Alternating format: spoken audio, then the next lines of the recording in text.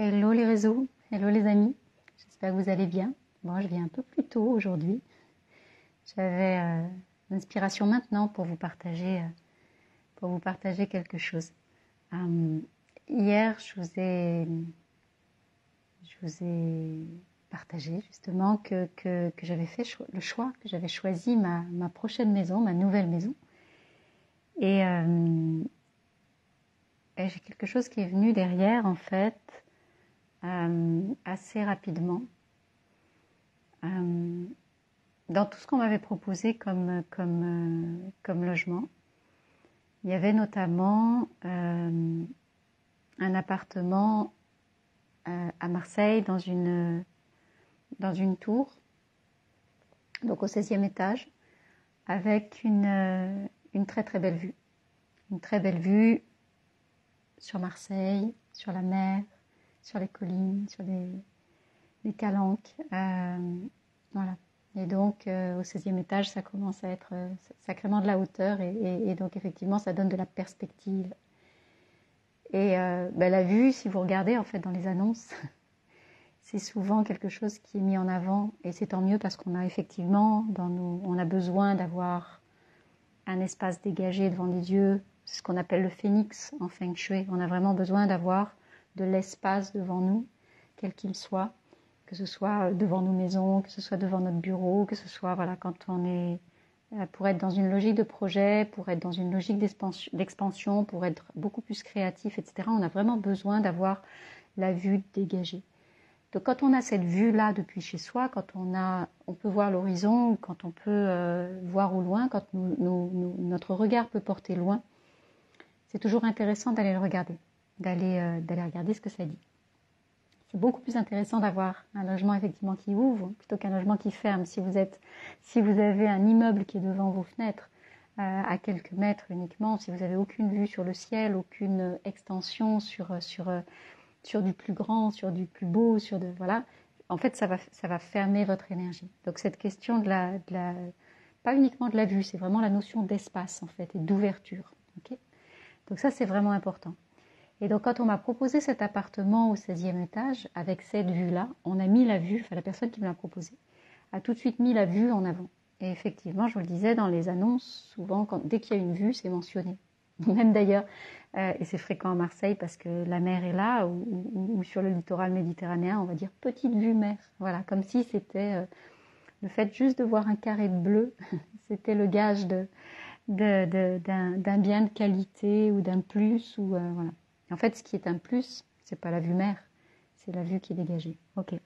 Donc, à partir de là, cet appartement m'était présenté comme ayant un atout certain, comme ayant un atout supplémentaire et presque d'autres logements ne pourraient pas rivaliser avec lui. Et c'est là, en fait, que moi, je viens mettre mon grain de sel. C'est là que je viens mettre mon grain de sel. Ce logement-là, c'est pas celui que j'ai retenu. Pourquoi ? Parce que, encore une fois, j'ai regardé au prisme ce que ce logement proposait. Je l'ai regardé au prisme de mon besoin, à travers le prisme de mon besoin. Et moi, en ce moment, je sais que j'ai besoin d'ancrage. J'ai besoin d'être proche de la terre. D'ailleurs, je l'ai mis comme une boutade dans l'annonce que j'ai fait passer où je disais que j'avais besoin du végétal pour aller mettre mes pieds dans l'herbe grasse. Mais c'est vraiment ça, en fait. Je sens que j'ai besoin d'ancrage. Donc, ça veut dire être plus proche du sol. Et quand on va se mettre, en fait, dans des grandes hauteurs comme ça, comme au 16e étage ou encore plus, quand j'étais à Dubaï, j'étais dans des tours, je crois que j'ai logé au 43 ou 47e étage, c'était assez vertigineux. Et du coup, quand on est sur ces grandes hauteurs, on s'éloigne du sol. On s'éloigne du sol. Alors ça peut être des sensations qui sont très agréables, effectivement, parce que ça ouvre sur plus d'expansion, sur plus de créativité. Puis surtout, on a les yeux qui font waouh. On a cette vue magnifique et on a les yeux qui font waouh.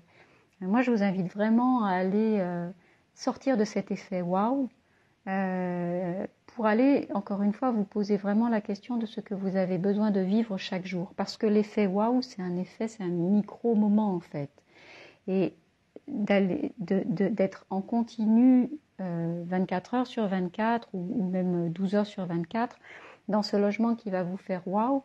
Il va peut-être faire waouh, mais il ne va pas vous donner ce dont vous avez besoin par ailleurs. Donc le waouh n'est pas suffisant. Le waouh n'est pas suffisant. Il est intéressant, mais il n'est pas suffisant. Et notamment cette vue qu'on met tout le temps en avant. Moi, je vois plein de personnes qui valident des appartements ou des maisons, que ce soit en location ou en accession à la propriété, mais qui valident un achat ou une signature de bail parce qu'il y a cette vue. D'accord ? Et même si le logement ne correspond pas à vos besoins, la vue va faire que vous allez être tenté d'y aller ou vous allez y aller. Donc là, en tout cas, moi, j'ai pas fait ce choix-là parce que j'ai entendu et j'ai écouté d'abord mon besoin d'ancrage. Et ce qui est étonnant, ce qui est rigolo pour l'anecdote, c'est que cette tour d'immeuble, j'ai travaillé dessus, moi, il y a quelques années parce que j'avais une cliente qui s'apprêtait aussi à acheter un appartement. Alors c'était dans des étages qui étaient encore plus hauts. Un appartement dans ce même immeuble. Donc voilà, je me suis retrouvée moi-même dans la configuration qui était celle de ma cliente à ce moment-là. Sauf qu'elle avait fait le choix d'y aller, moi je fais le choix de ne pas y aller. Mais encore une fois, voilà, ça dépend aussi de votre besoin à ce moment-là. Si j'avais eu besoin d'être très connectée avec le ciel, peut-être que j'y serais allée malgré tout. En dehors de ça, l'appartement en question, il a une fréquence énergétique qui est plutôt basse. Donc la vue ne vient pas, n'est pas suffisante pour compenser en fait. Le dégagement n'est pas suffisant. Alors peut-être sur une petite annonce chez un agent immobilier, mais quand on travaille avec l'énergie en fait et qu'on va se connecter vraiment à son besoin, on sent bien que c'est pas suffisant. C'est intéressant, mais c'est pas suffisant. Donc vraiment toujours passer ça au prisme de votre besoin. Et cet appartement-là, en fait, je l'ai laissé passer, je l'ai laissé partir tout naturellement parce que j'ai tout de suite su. Alors, je suis allée visiter quand même. J'ai pas visité en présentiel. Je suis allée le visiter énergétiquement pour voir ce qu'il avait à me dire. Et puis aussi pour voir comment ça résonnait avec mon projet, ce que je ressentais dans mon corps, le fait d'être là au quotidien et comment ça allait nourrir mon projet. Est-ce que j'avais trouvé à cet endroit-là l'énergie dont j'ai besoin, l'énergie qui est requise pour moi, pour ma vie, pour mon job, etc. Est-ce que ça allait être une source d'inspiration, un espace de contribution en fait? Est-ce que ce lieu-là allait être une contribution pour moi? Et il se trouve que non. Voilà. Donc, vous ne laissez pas embarquer par cette magnifique vue. En fait, ce dont on a envie quand on est dans cet effet-là, quand on suit, c'est presque comme un appel de sirène. Hein. C'est comme si le chant des sirènes, c'est comme si en fait on s'imagine qu'on va pouvoir être bien en permanence dans cet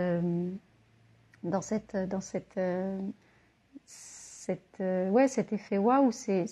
On a envie d'être là-dedans tout le temps. En fait, c'est juste une envie du moment parce que fondamentalement, c'est pas ce dont vous avez envie sur la durée au quotidien. Donc vraiment toujours ramener ça à une autre temporalité que cette espèce de truc cet effet flash où il y a une autre façon d'aller chercher ce qui est intéressant dans chaque lieu et comment il peut entrer en résonance aussi avec vraiment ce dont vous avez besoin et donc encore une fois être une contribution pour vous. Voilà mes amis ce que je voulais vous partager aujourd'hui. Vous laissez pas prendre. Vous laissez pas prendre par le chant des sirènes. Je vous dis à demain.